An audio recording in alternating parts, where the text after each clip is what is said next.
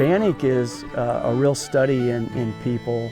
A very diverse group of people came here from all avocations. Some came here running from something.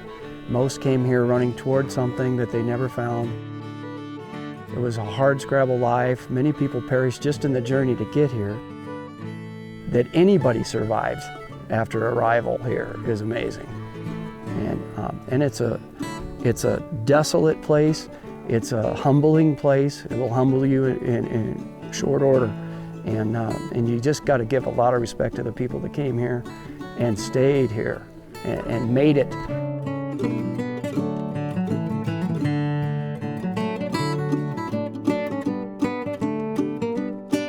It's called a Living History Weekend, unlike Cowboy Days or something. This is to show the visiting public what a day in the life was for the merchants and the miners and the town folk of Bannack back in 1862 to 1865.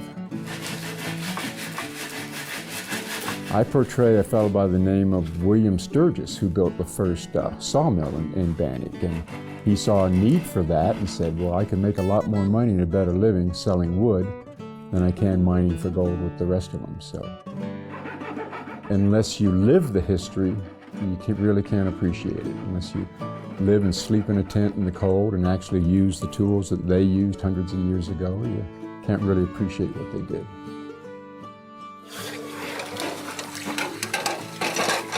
It's a good example of what our ancestors went through.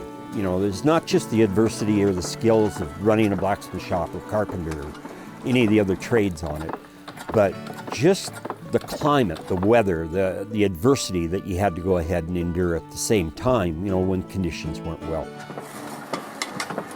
Our nonprofit is the Montana Living History Program. Mark and Sharon's nonprofit is the Montana Live program.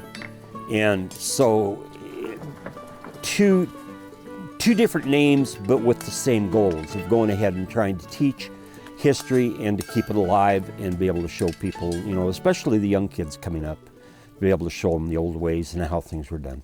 Hey, ho, listen, love to me. I'll sing for you. History is taught in the schools through a book, and you don't get the sights and the sounds and the smells and the tastes and everything that comes together and creates the overall picture.